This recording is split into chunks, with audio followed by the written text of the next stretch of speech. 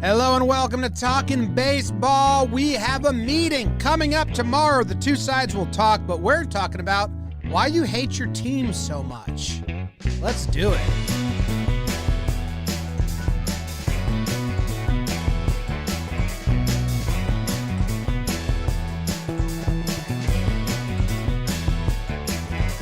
Hello and welcome. Talkin' Baseball presented by DraftKings. My name's Jimmy. Sitting next to me is Jake. In the middle, we have Trevor in California. And behind the dish is producer BBD. We got some voicemails coming up today. Little tell us why you mad segment, I guess. Pray for BBD. We had to go through 127 voicemails. I hope, BBD, we'll get you some help next time. I hope we get 200 next time we do a voicemail app. I love that people want to call in and engage with us and be part of the show. I love it. And we have a meeting tomorrow. So I'm going to throw it to Jake first, because after you throw it to Trev, he's going to tell us about the meeting.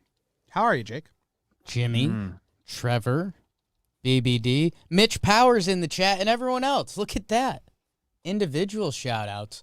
What's going on, guys?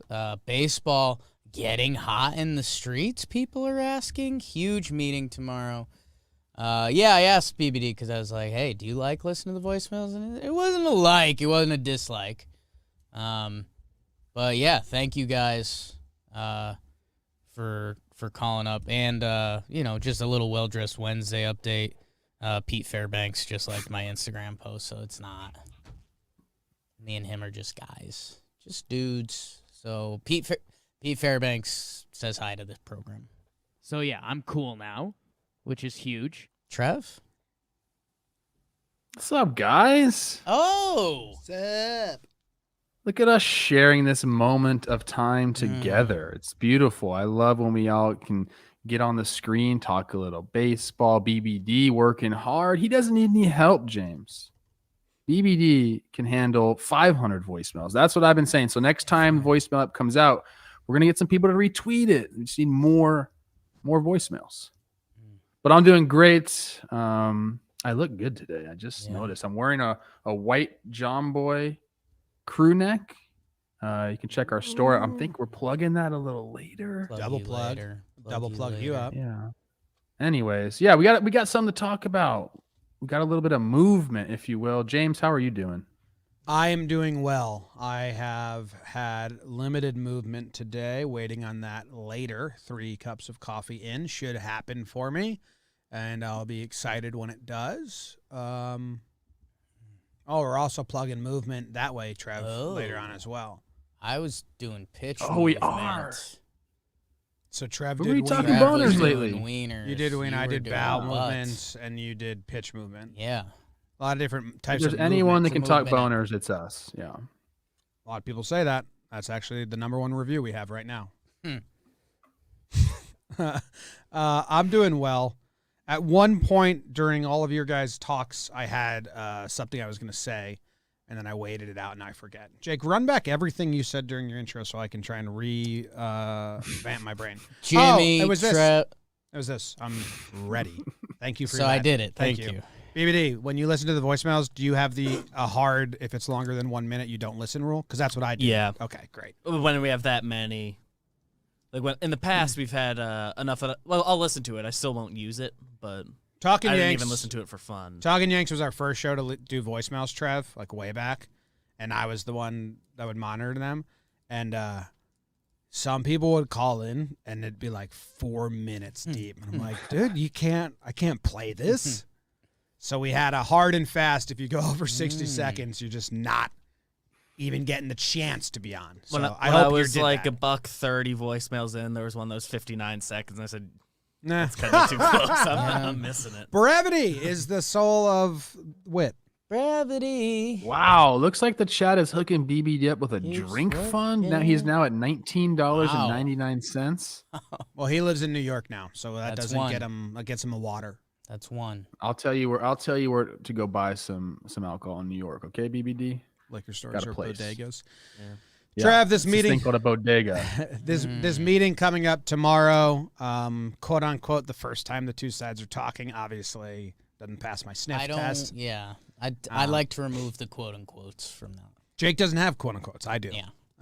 Wait, so you guys are absolutely convinced No, that these guys have been sitting down in a room? No, If you would please not lump me into that. Jake's not, Okay, James. and I wouldn't use the words absolutely convinced. Okay.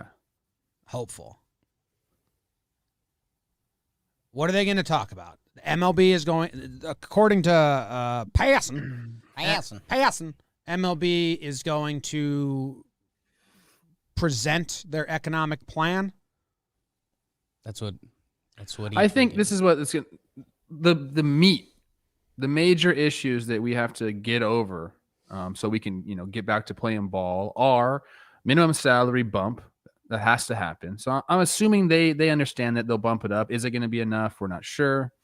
I don't think there's going to be any changes to control. I believe 6 years will still be the benchmark. They might have an age limit. 29 and a half seems to be the number that's being thrown around a lot. If you, after your age 29 and a half season, you automatically become a free agent, which is cool. I don't know where the players necessarily lie on that. I think they'll take that, but they're more looking to get guys paid earlier in their careers. I think that's the biggest thing that the players want, because we're seeing that get exposed. We talked about this ad nauseum on here. I love using that term. Not even sure I use it right, but it sounds good, especially with these glasses on. So we'll see what they come with. I don't expect this to be like a home run presentation where the players and everyone's like, oh, that sounds great. I think we got some battles coming up here. I mean, I know that it's been a long time, and you think they've been talking. I don't. If they have been talking, then maybe we're closer than I think. I haven't heard that, but I could be wrong, man. I hope they're keeping it, behind closed doors. I hope they've made some movement, because a lot of the time is what we've seen with these two sides is non-starter. Well, how the fuck do you negotiate if everything's a non-starter? So let's hope this happens and they're friendly tomorrow. That's all we can hope for as fans. Yeah, I am. I'm trying to pull up the clip to just let everyone know exactly how this is going to go. It's it's Michael Scott Paper Company. When before they even talk, MLBPA is going to say, "I reject that. Give me your second offer," and MLB is going to say, "We didn't give you the first." That's what we're going to hear. We're going to hear that's a non-starter. Yeah.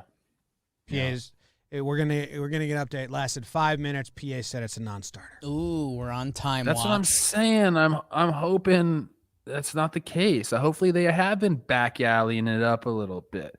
Bobby Manfred and Tony Clark going to get some drinks together. You think that'll ever happen? Never. And if they do, they should meet up with BBD, whose drink fund is now up to MathPod. 35 $44.98. Yep. No. 30. I think there was another one before. There was another one you that. missed. Okay. Shout out episode Zendino. 43. Shout out Shay Lars. No, I mean, everybody. I'm expecting these two sides sit down Thursday, shake hands, move on, start the off season again. Dude, I saw you tweeting about that stuff. Always hating the players. I mean, I just think the owners are going to come with a really fair deal, and the players will sign it. Why is that so ridiculous? Isn't that how business works? I The think owners come with a great deal. The players sign it and say, thank you, owners. people are calling 2022 the year of reason. I've heard that. So if MLB wants to follow suit, You got Shohei Ohtani, GQ cover man. The game is freaking.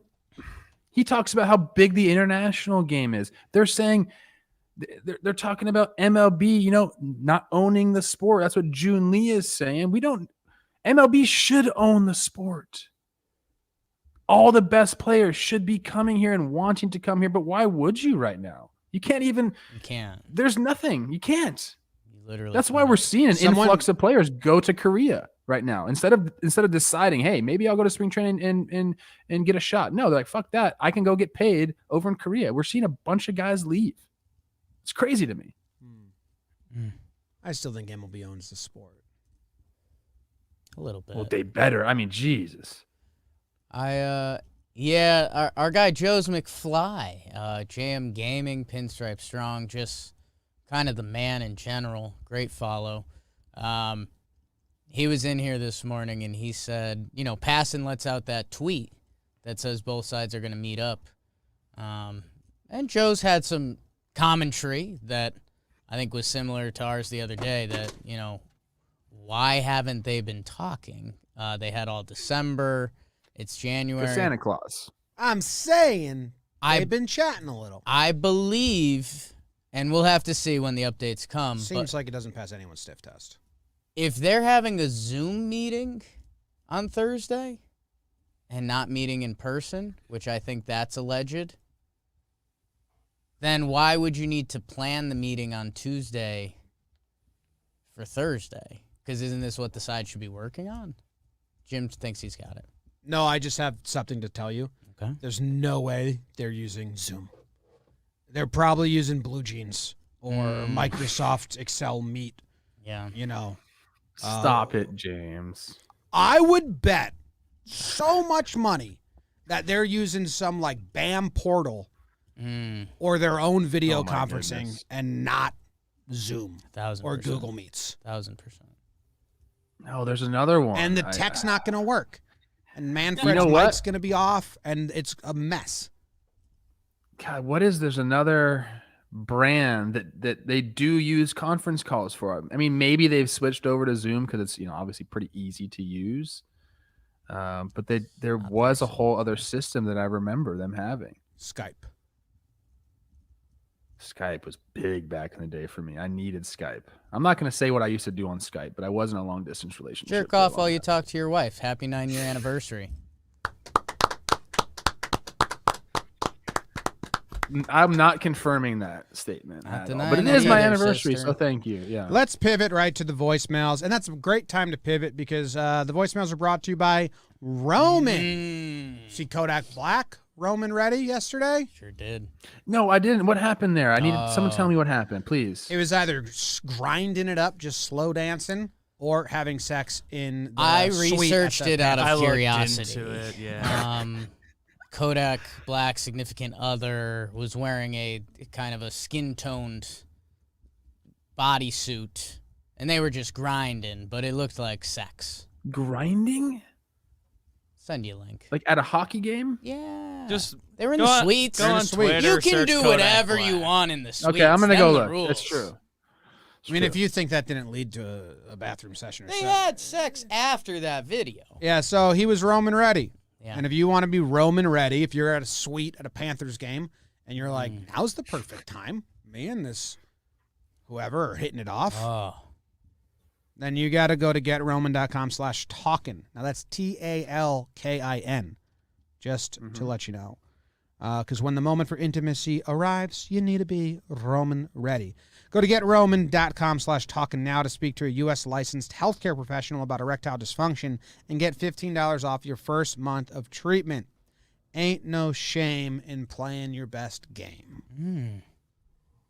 Is their new slogan that I just made up on the spot. Go to getroman.com/talkin today, and if you're prescribed, you get $15 off your first month of ED treatment. Make sure you're ready to have the confidence and control this fall. Roman ready. Have sex in a suite. Oh, man. All right, so the theme for the voicemails, if you don't remember, you don't follow us on the socials, is what's something your team has done that you still do not forgive them for? That still rubs you the wrong way. We're talking grudges and feelings that linger. I want to learn more about fan bases and longtime grudges and moves, you know? Jake, do you have an example for the Yankees? Something that you just like... A Yankees grudge. I mean, a light one would be, like you mentioned Kevin Youkilis the other day. That was mine. Okay. That was mine. That is yours. That's where I was going. I mean, I guess in Yankee land, it's a guy who came over. I mean, you could do some of the injury stuff. Carl Pavano's probably a popular one. Like, it just didn't happen. Love Carl. Pride Pride of Southington, Connecticut. So, yeah, that's where I don't hold any gripes there. I guess for me, like I almost jumped to in the same ilk of Youkilis, kind of like Brian McCann. I was never fully in on him, and it just as a Yankee, he wasn't Brian McCann the ball player. And then you fast forward all the Astros stuff. Yeah, something like that. I think a lot of Yankees would be like the Ellsbury signing was so reactionary to Cano leaving, and you get a guy whose game was based on speed, and or maybe it was letting Cano leave. You know, just letting Cano leave in general. Ronnie Jerez. Yeah. Ronnie Jerez. Yeah. Ronnie? I don't know. That's actually the best one. How they handled game 2 in the 2020 playoffs with the Davey Happ. That's still, when I think about it, I still go, oh, why did you do that? And we were talking about the prompt, and Jake said, like, Yankees did, like, all righty lineups the last like it could be broader than that. There was 2 years where the Yankees were a righty stacked lineup, and it's just like, they're saying that they believe in this, but it's never, ever worked that way. And then last deadline, they admitted, like, yeah, we need some lefties, huh? And it's like, oh. So let's learn. You've never played a video game, Yankees. Let's learn about the other teams now and their fan bases and what fires them up. Here we go. Hey, guys. This is Hudson from way up in New Hampshire. Big Red Sox fan calling in. I wasn't really alive for the Babe Ruth trade or the ball getting past Buckner and the Mets. He wasn't really alive. He's a spiritual guy. There's part of him that lived back then, but he wasn't really alive. Winning the World Series against them. So this might be a little bit odd compared to the ones that have happened, but I'm going to go with Francona getting fired from the Red Sox and then going to the Indians. I really thought there was a lot more baseball that could have been won with the team, and seeing the way it went down was kind of sad. And then obviously Big Papi's farewell tour ends with him losing to Francona in the ALDS. So that was kind of a little bit of salt in the wound, but whatever. Life goes on. Thanks, guys. Jake rocks. I think he said Jake's rocks. Jake's rocks. He's a Rockies fan. He lives in New Hampshire. He gets very high. Gets very high a lot. Hudson? Stoner. That's why he was kind of around in the paper. Yeah. He was there was a couple nights he took a little bit too big of a bite, and he was there. Yeah, a little alive. He was in the room. I don't even know that, that Poppy's retirement season lost to Tito. Like, that's not something that was in my brain, but as a Red Sox fan, that's there. Why did they fire him? Who knows? Who they hired? Farrell after that? Was it John Farrell? Or what? No, wasn't it? Was Valentine right after that? Or was it Farrell then Valentine? I'm getting there. Tito. We got to get hot. Maybe when we do our hot managers list. He's not hot. What are you guys shaking personality your head makes about? Personality makes up for it. He's a hot guy. Dude, he's so hot in everything but looks that you're like, if you were any like better looking, like you wouldn't make sense. The fact he looks the way he does almost is a perk. I wouldn't knock a single woman or man if they were like said like, no, I'm really attracted to him. I'd be like, I get it. Man, but in a vacuum, not hot. The managerial stuff, so you can walk yourself in circles, right? Because I'm. Who was next? Did you find it? I'm very much. I'm Jolly Olive says Bobby V was next. It's the you want. What's up, Jolly? Can a voice grow old in a locker room? Yes. And sometimes it's time to make a change. If you have a manager, especially one that's as well respected as Francona, and so in 2011. The year that he gets fired, the Red Sox, they collapse. They go 7-20 in September. They had a 9-game lead over the Rays for the wild card spot. So the Sox declined his 2012 option, and I can only imagine Boston media at the time. It's 2011. The Red Sox last World Series before that was then 2007. 2007, yeah. So if you're the Red Sox, now picture it. You've gone 08, 09, 10, 11. 4 years without a World Series. Boston that had turned into this title factory town.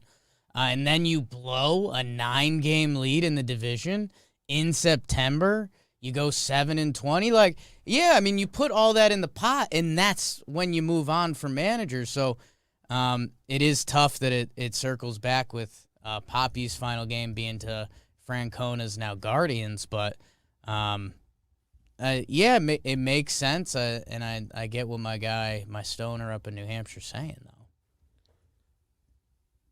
Yeah, it's back-to-back third-place losses for him. But like Trev says, managers can only do so much. I mean, you could, when you look back at it like this, it almost feels like a bad luck situation. Like you got rid of a good manager and you had a few years of bad luck. The Red Sox fans, I got to be honest with you guys, you don't really have much to complain about. It wasn't really bad luck. They made bad trades. The Gonzo trade and the Crawford trade, and they brought in talent that just wasn't a fit, or they overpaid for a lot of guys. Yeah. Like I said, Boston fans kind of need to just be like happy with how the last 2 decades have gone, essentially. All right, next one. You guys ready? And our guy's got to like Cora now, right? Yeah. Hey guys, what's up? My name's Dylan. I'm a Diamondbacks fan. Jake Snakes. I guess I would say that the biggest deal we've done recently that doesn't make any sense to me is letting Paul Goldschmidt go. I've basically spent the last couple of years just trying to figure out why that even happened. I think it's something that's just a problem in baseball in general, that they're letting guys like that go. And, Freddie Freeman right now, if they let him go, it's going to be a very similar story. I just don't get that. I haven't looked at the numbers or anything, but and this message is for Jake. Also, you suck. BBD's awesome, and keep doing your thing. Thanks, guys. Goldie. Whirlwind. Yeah, I mean, I'll field this one because it's about my team, the Snakes. Yeah, they traded Goldschmidt. I mean, a cornerstone of our franchise's history. Trade him to St. Louis with a year remaining, I believe. So what they got back, Luke Weaver, starting pitcher. He's 28 now. At the time, he was coming off. He had a really strong 2017, and then he kind of fell off. He came over for the Snakes, 12 starts at 2.94 ERA. Since then, he's been kind of bleh. Some injury stuff along the way. They also got Carson Kelly. I mean, what this comes down to, and I bet a lot of these voicemails come down to, is it's so hard to hit on prospects, especially when you have Paul Goldschmidt. You're trading away. It's essentially a Hall of Fame guy. If he puts it together for, even the next 3 years of this Cardinals contract, he's got 50 career WAR. And he put up a 6th spot last year. So Paulie's still doing it, and you're right. It's one of those. I don't know what the exact solution is, because on the other side of this, if they traded Goldschmidt for a year and he signed with another team, and the Diamondbacks got a haul, they got 2 new cornerstones, everyday players. That's kind of what you're looking for. But yeah, I mean, it's a solution that we don't have the perfect answer for, because it would be cool if guys like Paul Goldschmidt played their whole career in Arizona, and, over that lifetime, if our Snakes had 2, really good 4-year runs, and Goldschmidt was a key part of those, that's kind of how you'd want to look back at your baseball team. But yeah, that, I don't know. Carson Kelly, Luke Weaver, and young Andrew Young aren't putting out the output of Goldie. No, and they still had guys. That was the weird thing. I was going to say they had a pretty good team in 2018 if you look at the lineup there. And they kept bringing people in relatively quick. Like Bum came over in 2020. And he would have been there for 2019. So yeah, that move, I think at the time we were like, actually, I think at the time there were people like, actually, it's awesome. They're so smart. They're that was one of the vibes, because I didn't understand it, but it's a good one. Take a look at the difference of. I mean, look, and maybe they just decided, let's look around the division, and maybe we can't compete. I don't know, because 2018. Look at this. I mean, some of the names are on that roster in 2018: Goldie, Ketel Marte, Nick Ahmed, Jake Lamb, AJ Pollock. Eduardo Escobar went over there. You got a pretty solid squad right there. And then you flash forward to 2019. It's not really there, Maybe they had that in their mind, saying, look, we got the Dodgers here. Well, I don't know what the Padres are doing at the time. I think they were just about to spend $1 zillion and get everyone over there. I don't know, man. I don't know. It's a good one. Oh, okay. Miss you, Goldie. Next one is an Angels fan. Here we go. Hey guys, so this is about the roster move that pissed you off in your team's history. I was quite young when it happened. I'm an Angels fan, sadly, and I remember it was in, I think, the 2011 or 12 off season, and Torrey Hunter was with the Angels, and Jerry DiPolo offered him a 1-year, $5 million contract, saying that the Vernon Wells contract was really weighing the Angels down. But then that same offseason, they go out and sign Josh Hamilton to that contract. That was just a total shit show and didn't work out. And they just kind of left Torrey Hunter out to dry. And at the time, it seemed like it was a smart move, but in hindsight, I would have rather seen Torrey Hunter retire with the Angels than deal with the Josh Hamilton scandals and poor play that came about with that contract. Thank you guys for taking this, and Jake sucks. Yes, he does. You know what I love about that? As Torrey gets traded, they don't want to pay him in 2012. All he does is go make an all-star team in 2013, wins a Silver Slugger at his age 37 season. Mm-hmm. Torrey's a guy. I don't really remember all that. I was, trying to get my footing in the show, so I wasn't really paying attention to what the Angels are doing necessarily. So maybe this one's for you guys. You're talking about a lot of good contracts, or at least good players. I know it didn't work out with Hamilton, but got rid of Torrey, got Hamilton. Talking about Vernon Wells, who was sneaky, very good. He got a big payday because of it too. But I think this one's more for you guys. Maybe Nate Steele can tell us some things too.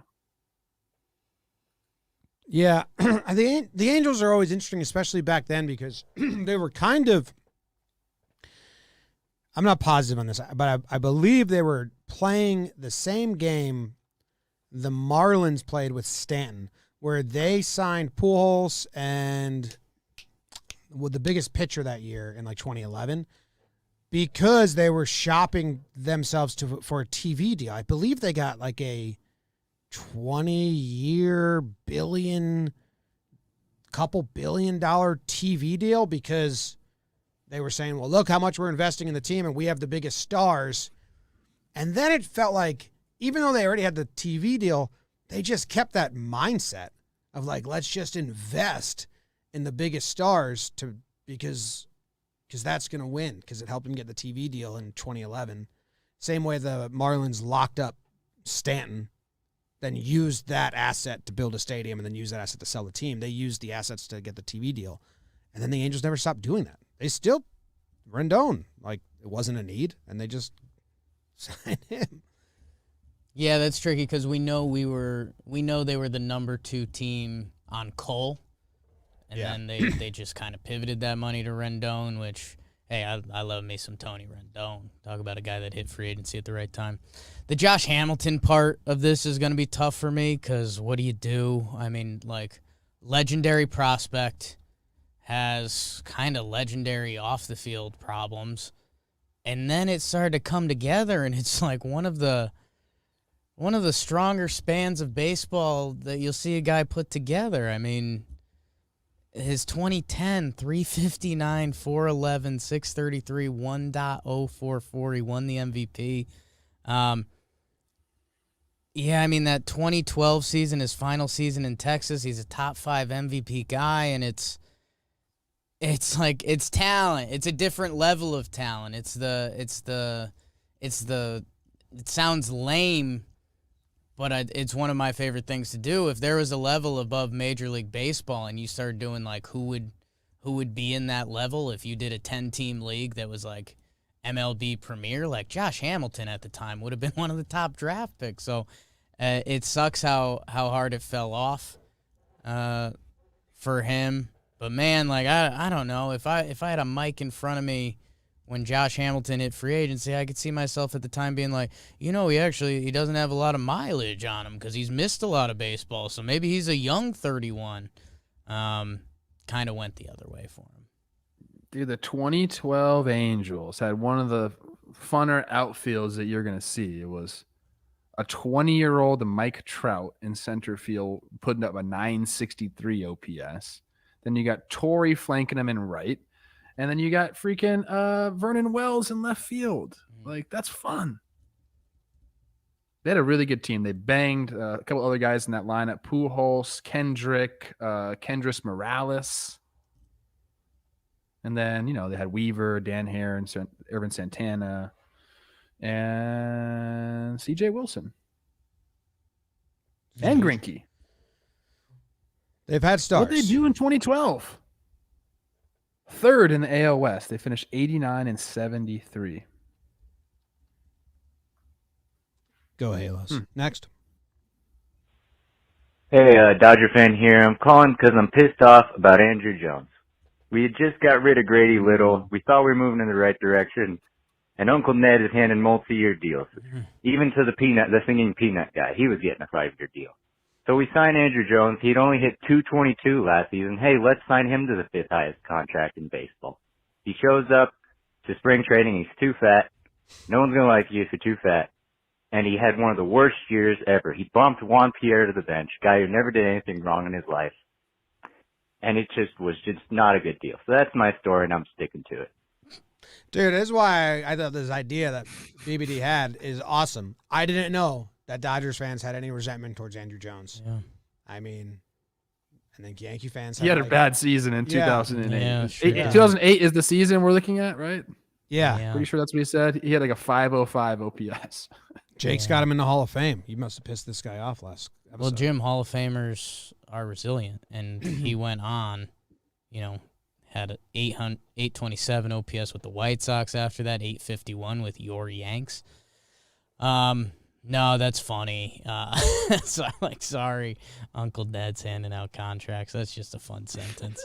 No, and I guess I hadn't thought of that angle. And, hey, let's tie it back to the other L.A. team we just talked about. And it's, as sports fans, we get caught up in what we know in stars. And, yeah, Jim just brought up a picture of Andruw Jones. Maybe it's spring training. He looks a little thick there.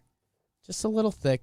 But think about this. At the time, think of the names we're saying, whether Josh Hamilton signing with the Angels, Torrey Big Game Hunter, Andruw Jones. How about this? I was going to say something Yankees-wise, but I'll say something Red Sox-wise. Like, oftentimes in baseball, it moves so quick that guys like Garrett Whitlock end up being your problem solvers. The name I said for the Yankees would have been Clay Holmes when they brought him in.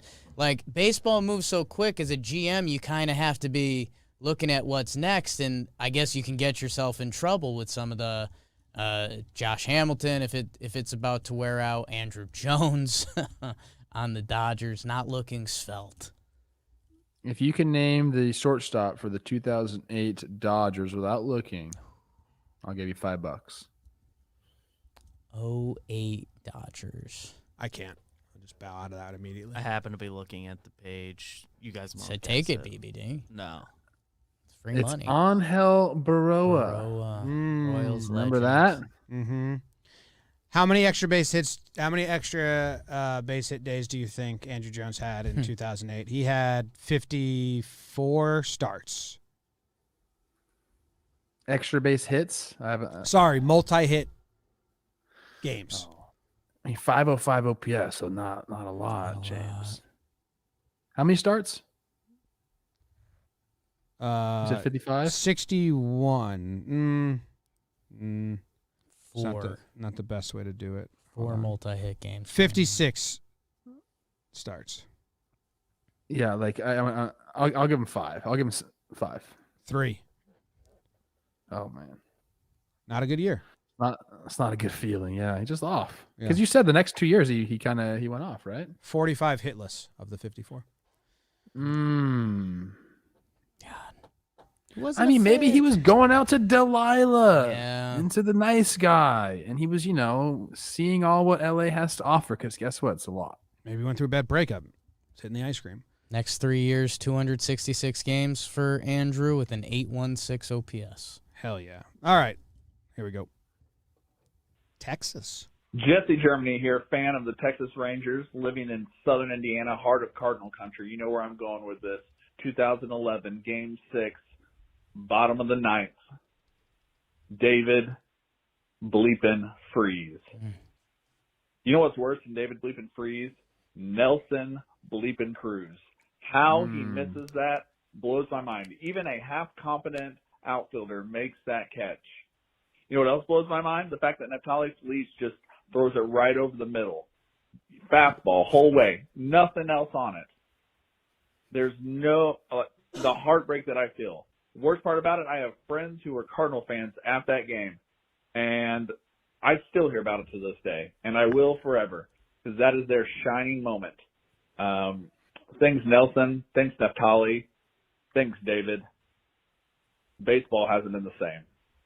During quarantine in 2020, Jake and I rewatched all the World Series. I remember rewatching that, and it's brutal. Because it's brutal. I don't remember the full details. Jake and I actually watched that game live at a bar in New Britain at our college town called Aromas, and I remember like losing my mind when that play happened. But they could have that would have ended it, right? That would have ended the World Series. Yeah, it would have been final. They could have subbed him out. I think they could have used a defensive replacement. I think this is one of our when we did those watching baseball World Series games during the clamdemic. Looking at it right now, this was one of our most watched one because I think in recent history, this is also during my neck injury time. So a person went in and time stamped all my neck stretches, which is pretty incredible. Yeah, man, that's got to sting because that's always the sports game we play is. If a big play happens in the third quarter and we're like, well, there's still a fourth quarter. They could have controlled what they did. Or in that ninth inning, they had the meat of the lineup up. They catches that ball, it's done. So that's haunting. That's as haunting as it gets for a fan. And then the fact you tie it together with Nelson Cruz, it's one of those sick. Would you rather have it be Nelson Cruz, like one of the best power hitters all time, to ever do it, or would you rather have it be a guy that was kind of a lesser name in baseball history? Because I don't know, Nelson Cruz is for every team that's not the Texas Rangers, he's kind of like the king of cool. Like he bought everyone those robes, and he's a very sexual man. So I don't know, but yeah, if you're a Rangers fan, as haunting as it gets. Yeah, and people forget that game. The next inning, Hamilton hits a 2-run homer to give him the lead in the 10th. And then Darren Oliver gives up 2 hits to the first 2 batters. Oh, Darren Oliver. Kyle Lewis bunts him over. Then they get a fielder's choice run scores. They intentionally walk Pujols. Berkman's got 2 strikes on him. 1 more strike, and they win the World Series. And Lance puts one in the outfielder line drive to tie it, and then they go another to the 11th, and David Freese hits him again. Like it's just. I remember watching it. I forget what we said while we watched it, but it's on YouTube if you want to watch it. But Jake and I were like, "Oh my god, this is like torture." You know how many views that one has? How many? 200K. Oh wow. This was by far the most called about like single thing. Like Rangers weren't. I don't think we're the most called a team, but every Rangers fan that called it was about this. And that's tough. This was by far. I'm actually on the Rangers side, believe it or not, on this one. Yeah. Just because St. Louis, that's where Mac Dre was shot and killed, and I'm kind of still pissed at them for that. But Berkman and Pujols, like you said, they walked Pujols to get to Berkman. Like having like a veteran like that up at that time is so invaluable. That's a big fucking moment, bro. Someone find me an essay on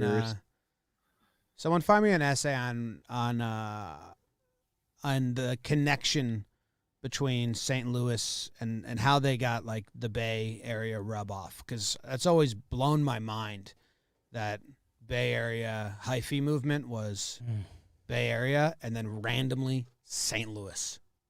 Like I know there's rap there, but it was like, how did that happen? What was the connection? I was listening to Mac Dre today when I was working out. So Mac Dre, when I moved to California, it was like when I visited Jamaica and they had Bob Marley shirts and Bob Marley everywhere. That was Mac Dre in like 2005 through 2008 in the Bay Area. His face was everywhere. People wore his T-shirts. They bumped his songs everywhere. It's crazy. I have 2 statements. Nice to hear his face. First, you do like this. Put a look on your face like you smell some. Trev, Darren Oliver. Everywhere we go, it's a party, y'all. I would have loved to see you take him up top. Yeah. I mean, soft throwing lefty. I do want to give Darren Oliver some love. Went to the bullpen late in his career. It was actually kind of gross. I'm bringing up the starting pitcher and relief pitcher splits. Let's see if I can find them. As a starter, hold on. As a starter, Darren Oliver, 5.13 ERA, like meat. Went to the pen end of his career, 3.19 guy. Good for you, Darren. Keep twirling the pill, babe. He had a long career. Yeah. I know that. Sorry, St. Louis and all of your fans out there. Apparently, Matt Dre got shot in Kansas City. Wow. Which is still Missouri. Yeah, you got that's fine. You got the city wrong. You got the state still right. Missouri. You got the state right. Same shit. Whatever. I'm sorry, Cardinals fans. I actually, David Freeze's celebration, like the helmet between the legs, like all time. Like that's just spur of the moment thinking right there. I don't know if it was actually the moment that made it that cool, but it just seems so cool. Like what a great walk-off celebration. It's hard to know what you're going to do. Jake, I don't know what you did when you hit your walk-off homers. Pissed himself. But you just don't know what you're going to do. Ran around the bases, just leaking. I'm a high near. Jake sprints away from all the way in. It's pure. It's excitement. We got to keep going. It's raw. Twins. Raw. Hey, John Boy, Jake, BBD, and Trev. This is Ellen, a Twins fan. And I know a lot of baseball fans believe in their team around the trade deadline, but I am still mad when I think about the 2018 Twins, who were second in the division, and we traded off Dozier, Escobar, and Presley, who are great players but also fan favorites. I know we probably would have lost to the Yankees that year in playoffs anyway, but this still makes me mad, and I think we could have done it that year. So anyway, thanks for all the baseball talk, especially you, Trev, who keeps the Twins spirit alive on a Yankees-based podcast. So thanks so much, guys. Have a good day. I mean, she's the biggest Yankees fan of the bunch. She just basically gave the Yankees an imaginary victory. Yeah. She can't beat the Yankees in her own head. 2018, they win the wild card the year before to get into the playoffs. The year after I leave. Thanks a lot, guys. Yeah, I don't know. That is tough because those not only were those guys good players for the Twins. I mean, that was like those are fan favorites. So I understand why she's mad. Like Dozier and Escobar, very, very much loved by Twins fans. So I get it. It's been tough. It's been tough to be a Twins fan. It really has. Hopefully, Buxton plays a full year next year. They make some more moves after this lockout is ended. Because, look, the Central Division we know is still kind of up for grabs. I did mention one team in that division before the show. But they're not far off still, I don't think. Now, beating the Yankees in the playoffs, got to get over that hump. I don't know what will happen or what it's going to take. I've been on record as saying nobody gives a shit in that clubhouse because it's a different year, and that's 100% true. But maybe there's some outside force, man. I don't know. Joe Mauer's final season, they trade away those guys. There's a little twist. Dude, when he caught at the last game, they put him in. Like, that was pretty sweet. That was. You're pretty sweet, man. Let's keep it going. Love Joe. What's up, guys? I'm Mark calling from New York City. Fun fact, I once saw Jake walking his dog in Central Park, but in New York, we don't bother celebrities, so just let him do his thing. Jake's dog. Dog seems super fluffy, though. Anyway, I'm a huge Washington Nationals fan, and I should be calling about not renewing Dusty Baker's contract. I should be calling about giving Harper all that deferred money when he was free agent. I should be calling about Lucas Giolito trading him away as a prospect to the White Sox. But all of that rational stuff pales in comparison to the hatred I have for the Jonathan Papelbon trade. Oh my God. I can't even. The dude's an asshole. He choked out Harper. And I know it doesn't really matter. But I just hate that dude. All right. Thanks, guys. This is a highlight of my week. Jake sucks. Dude, yeah, that's a great call, and it's another one where I'm glad we're doing this because I just like learning more about fan bases and the nuances of what comes with it. And, I mean, as a Yankees fan, I respect and love Papelbon because he gave me a Red Sox player to fucking hate. I was going to say. He was my number one least favorite. I don't know him personally, Trev. I don't know if you do. So it's really just between the lines, bravado, personality, and he was good as a Red Sox player. But I like, Poppy was likable. Even Pedro, sneaky part of him was like, Pedro's funny. I like him. Papelbon was like, you know what? I don't like him. I hate that guy. So I'm with our caller Mark here, who I think spells it with a K. Papelbon, man. So he's mad that the Washington Nationals traded for Papelbon. They gave up Pavetta, full pension Piv, shout out, who's turned into a pretty damn good pitcher, like still with tons of potential. I will say, James, I don't think your hatred is unfounded. I don't know him personally. I've heard some stories. I actually have a really hilarious story about him that I probably can't share on air. But I know that if anything, he was one of those guys, if you played against him, you hated him. And maybe if he was on your team, you liked him. I don't know. I mean, Bryce Harper and him, they were on the same team. Was that like... Fact. I'm trying to think. If we go back in time, we put our 2015 brains on or whenever that happened. What was the media perception there? Or what was the perception? Like Harper was out of line? Dude, I bet it was split. Because Harper was a rookie that year, right? Or at least second year or something like that? Harper's rookie season was what? It had to be around 13, maybe. 13. Yeah, so he was a couple years in, but still young. Probably still like 20 or 21. 2012 was his first year. I mean, 2015 was the year he won the MVP, so I'm going to lean everyone was on Bryce's side. And what part of the year was that? We got to get to the bottom of this. I mean, it was after the trade deadline, right? They traded for Frappelbon. Or was it the next year? And he wasn't.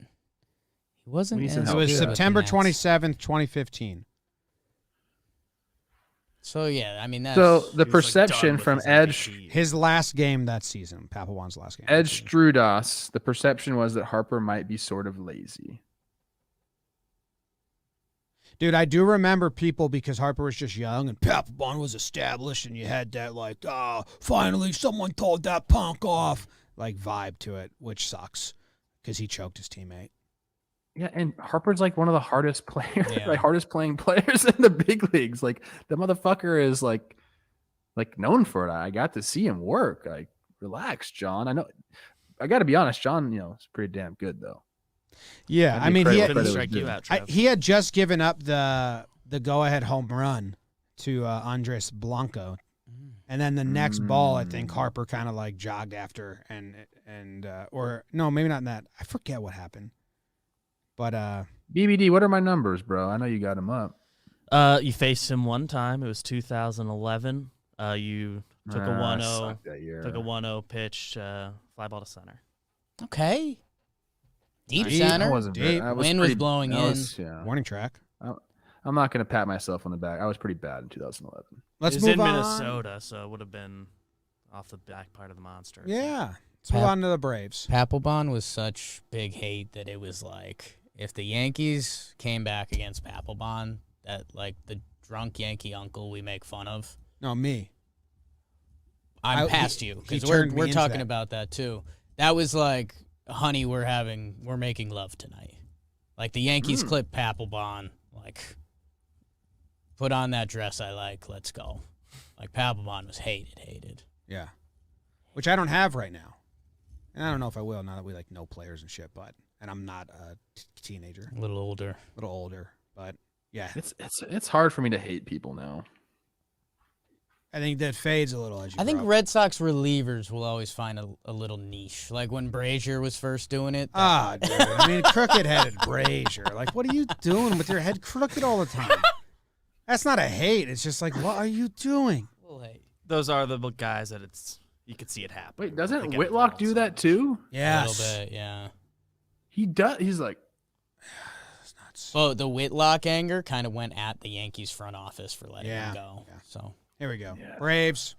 Hey guys, this is Bradley. I'm a big Atlanta Braves fan. I guess the trade that I hate the most is the Mark Teixeira trade, where the Braves traded Elvis Andruw, Matt Harrison, Bo Jones, Neftali Feliz, and Gerald Salsamakia to the Texas Rangers for Mark Teixeira.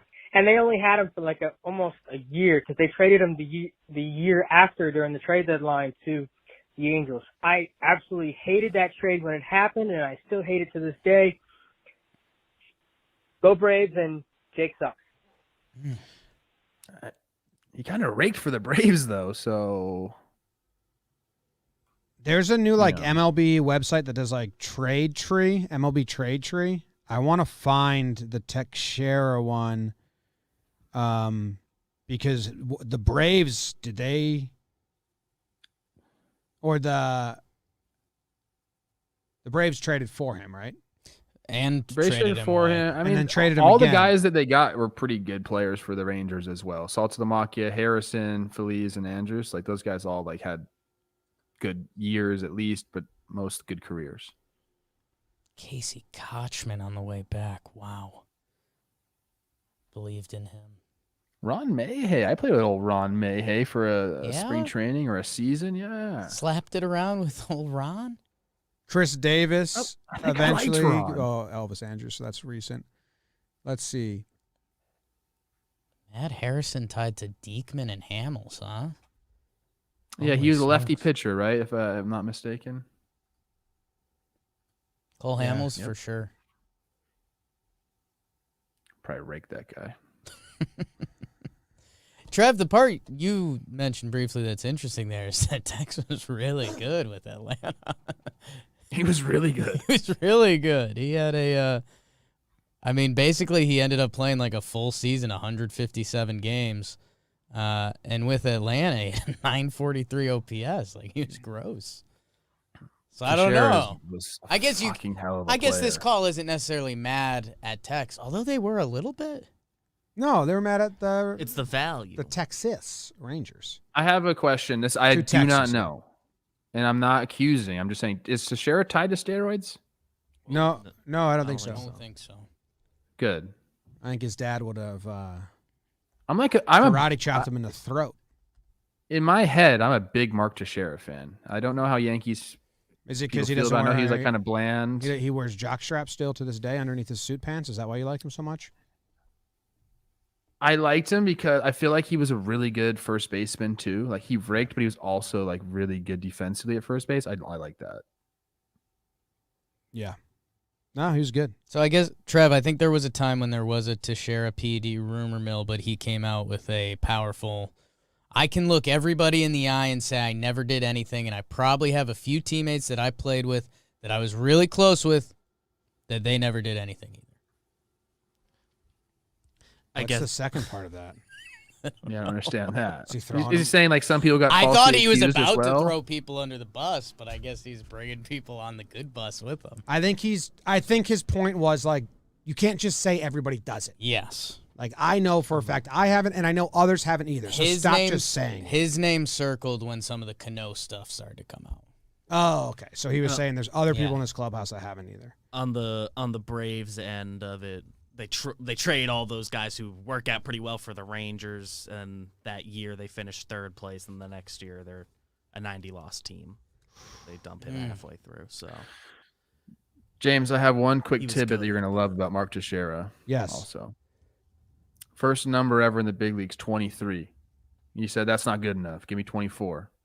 That's not good enough. 25. He went 23, 24, 25. I like it. Kept going up.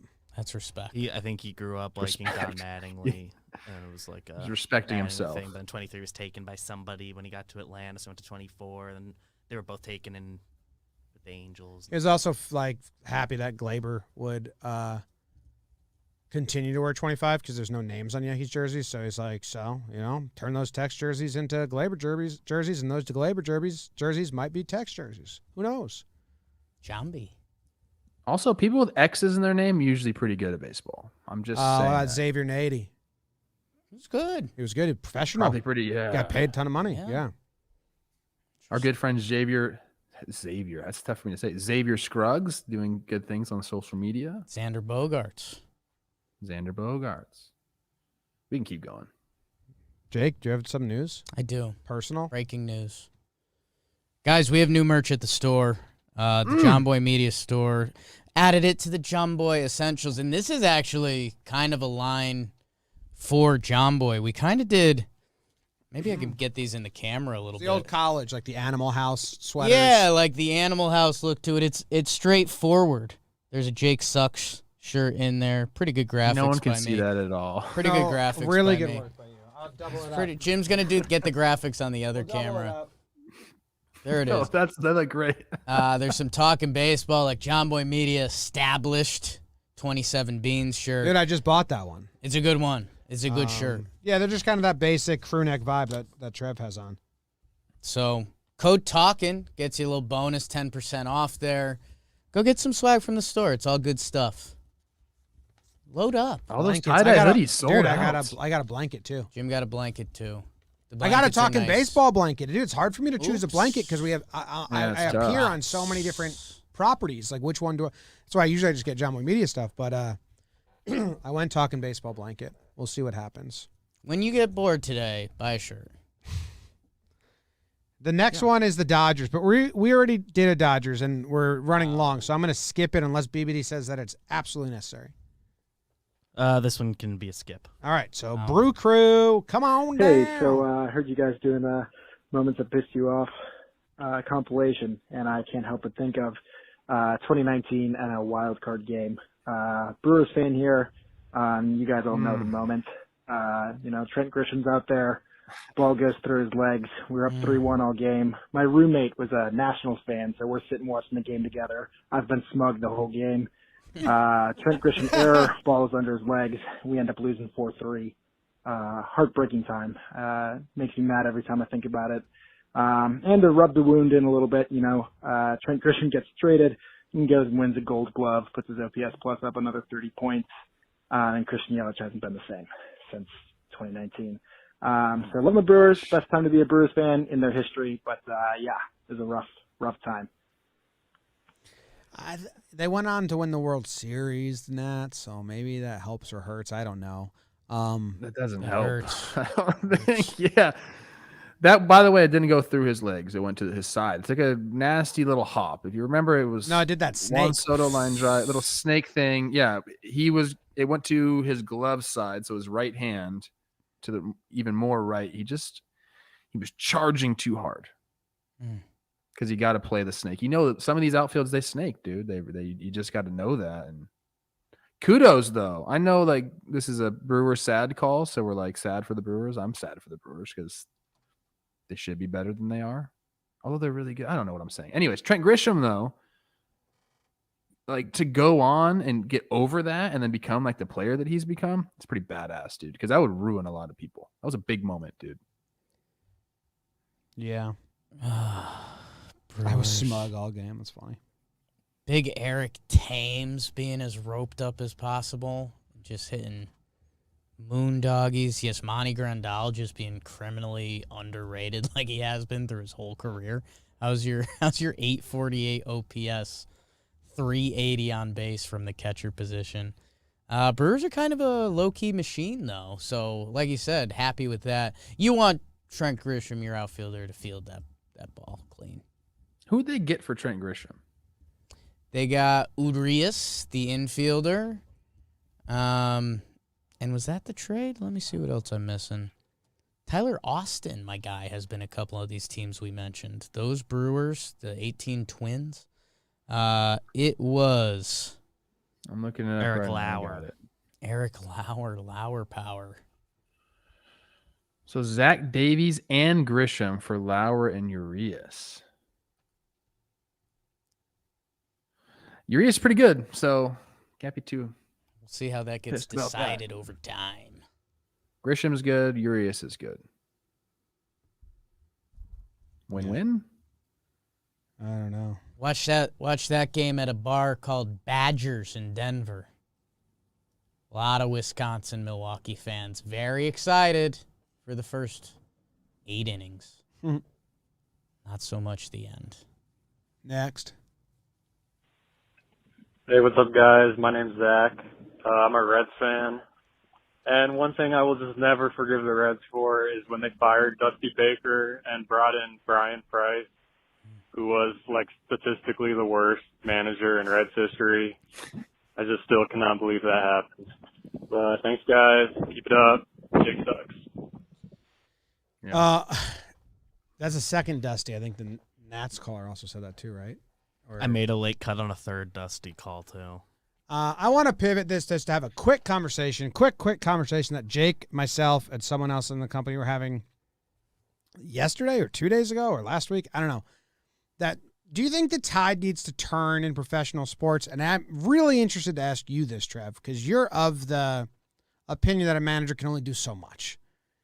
That we're too run and gun with managers now. Like we were discussing football when we had this conversation, but you know, maybe like you need to give managers more than 2 years, and GMs need to stop using the manager as a scapegoat of like you just need to change it up somehow, and maybe it's the personnel or like the coaches or other thing, because I feel like we talk a lot on this show about how there's not those institutional managers anymore. We don't have that many. Like maybe like just let a dude run out a 6-year stretch and get like with the personnel, because if we all agree they're not doing much in the performance of the game, like let's just stop the carnival ride. I think it's more true in the NFL, but your thoughts, Trev? Yeah, I think the media has created the narrative of like things get stale in the clubhouse and all this. I firmly believe that a lot of the times is on the leaders in the clubhouse.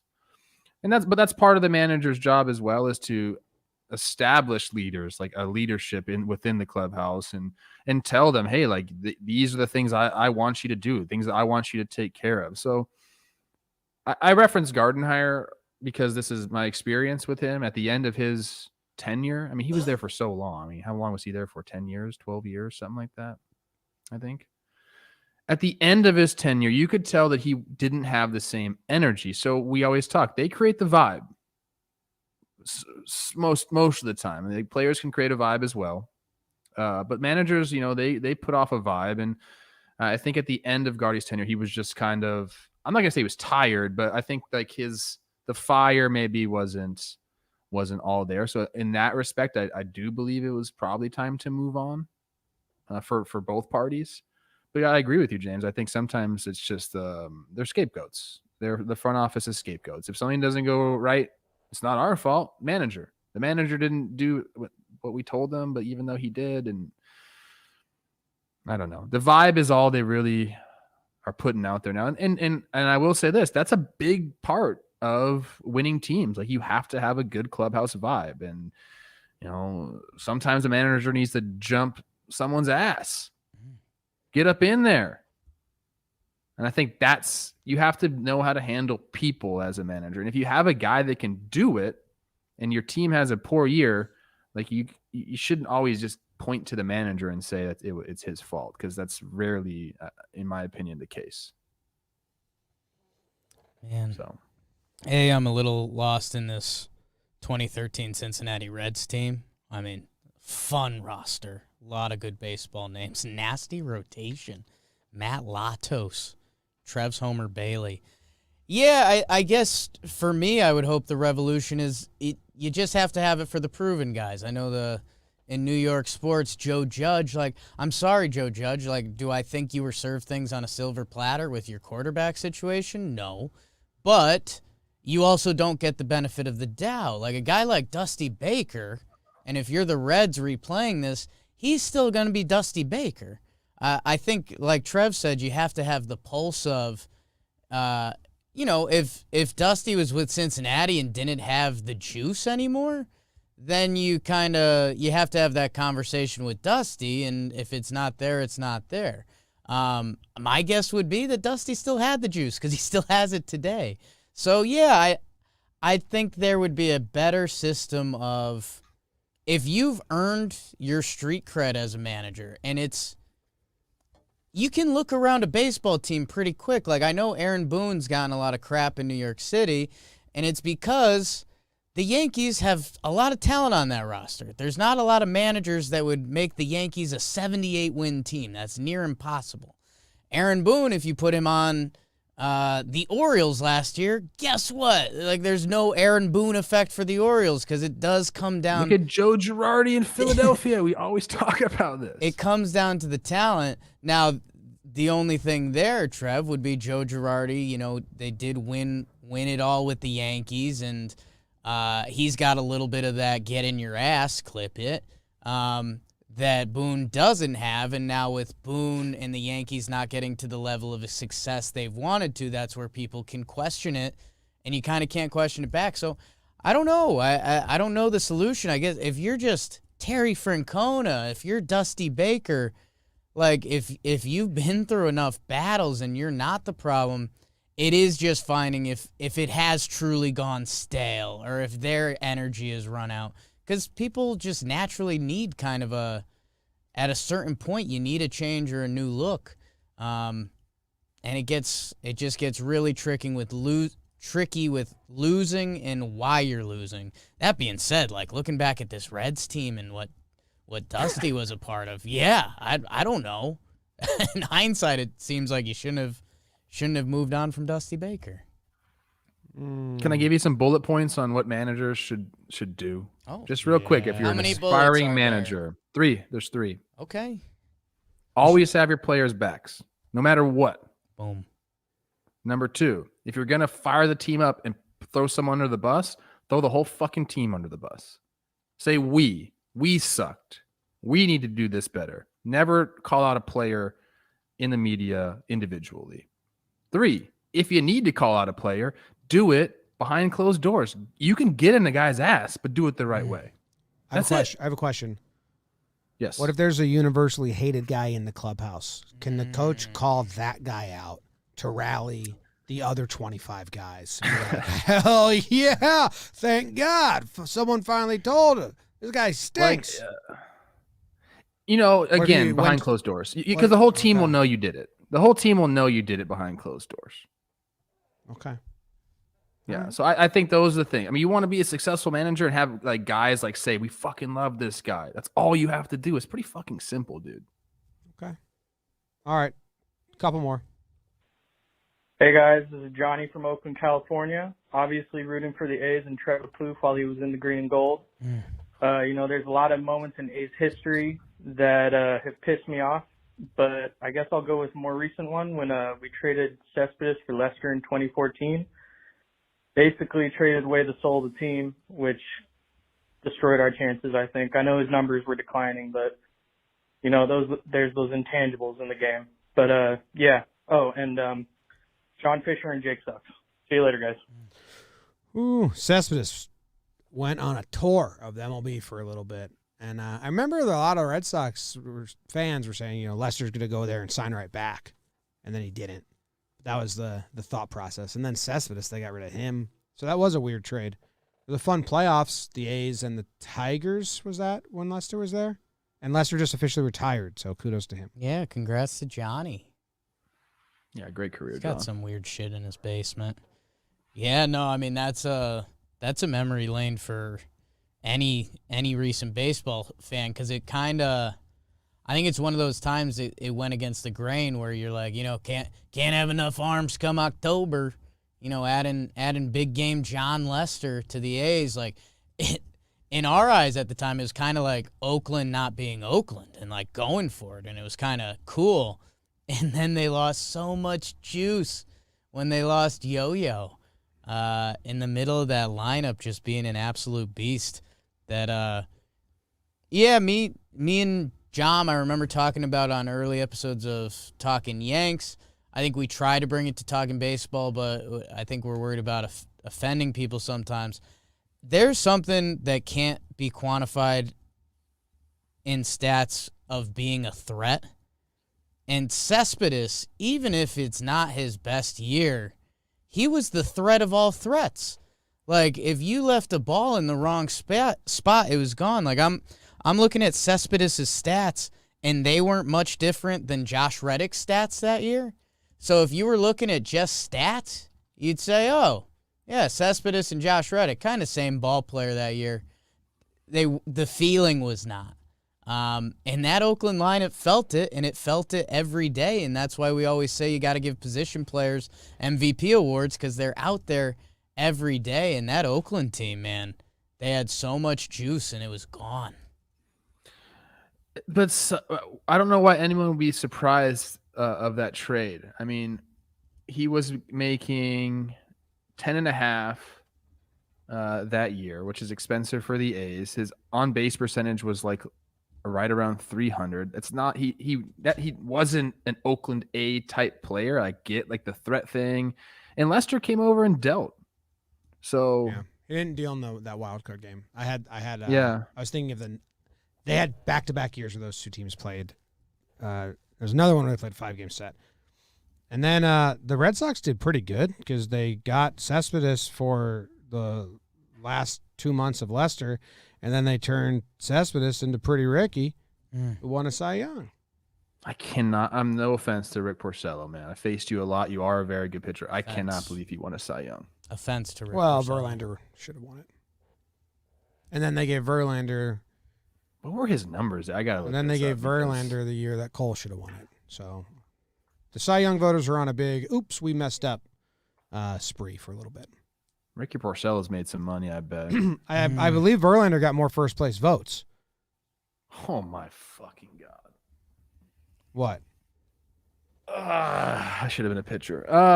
Oakland Rick A's. Rick Porcello's made $128 million in his career. He should have been a pitcher. But you hate pitchers. Oakland A's in the first half of the 2014 season, 59-36, winning games at a 621 clip. In the second half, 29-38, 433 win percentage.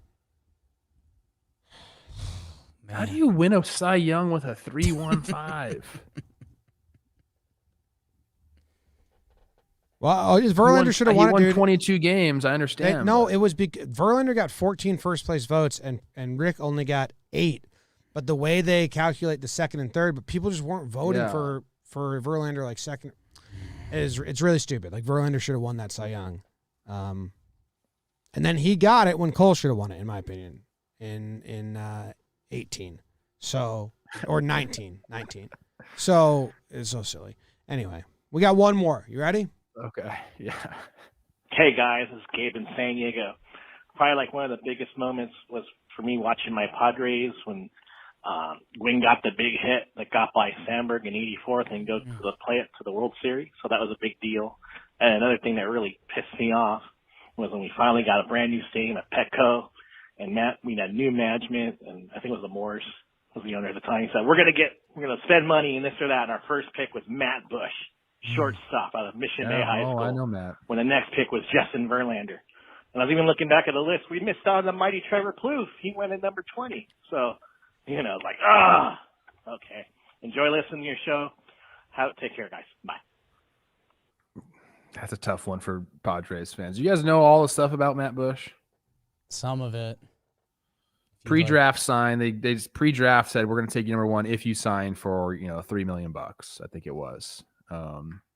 He was a first round type talent. I played in a bunch of showcases with him. I mean, I was better than him. 100%. He's a small guy. He's turned himself into a pitcher who can throw the shit out of the ball. But they signed him, they brought him to Petco, and he had some family members stealing shit. It was like a fiasco from the get-go. He got in a fight at a bar his first year in instructional league or something. It was just not good. And he's had some troubles and he's worked through them. So I applaud Matt in that regard. He's worked through some demons, if you will. But yeah, that's a tough one for Padres fans. Yeah, I know that he returned in 2021 after the prison and stuff. I'm halfway there, so I'm going to say it. He beat up a lacrosse player, and I feel bad talking about it because he's done his time and is on the other side of this, but he's beating him up with a golf club, screaming, "I'm Matt Bush." See, I didn't even know that. I know he had alcohol addiction problems. I know out that. Of a movie. That's a comedy. Trouble with the sauce. Yeah. It's funny looking back at that draft class. I know we've done it an odd amount because of our guy Trev. God. I mean, it's insane. It's insane. And yeah, I mean, comparing him to Justin Verlander now is obviously like so unfair. Jared Weaver was there. He had obviously an amazing career. There's a lot of good players in that draft. Actually, I mean, maybe there wasn't. Disco Neil Walker, the famous Neil Walker Trevor Plouffe story. Philip Humber, Jeff Neiman, those speak to some real baseball fans. This is another one of those things, bro. Go look at prospect lists. Go look at drafts. Like, it's not like, stop hugging prospects. Stop it. And by the way, I know we can't do this, but we had that whole conversation about how the draft picks and that'll change teams from tanking. Like, I just realized it's not at all, because teams used to literally sign Matt Bush, and teams still draft guys who they think are lesser because they'll sign for cheaper. So, like, I don't think that's going to affect any front office. Yeah. I don't know. All right. Labor pod. One time me and Matt Bush and Jeff Allison all were roommates together, and that was a shit show. Go on. That's it. It's the whole story. All right, great. Loved it. Good spot. Thank you to everyone that called in, even if you didn't make the cut. Appreciate it. Thanks to BBD for going through them all. We'll be back next week. Hopefully we have some news after Thursday about Trev will have, oh my God, the tidbits Trevor will have. Stay tuned for those. It's going to be magical. If you're watching live on YouTube right now, we'll be flipping this over for JOMBOY Jake Radio pretty soon. So come hang out there. That's the end. Any last words, Jake? Let's get that deal done, fellas. Hell yeah. Hey, the chat was electric today. Shout out the chat. Love the chat. Claps for the chat.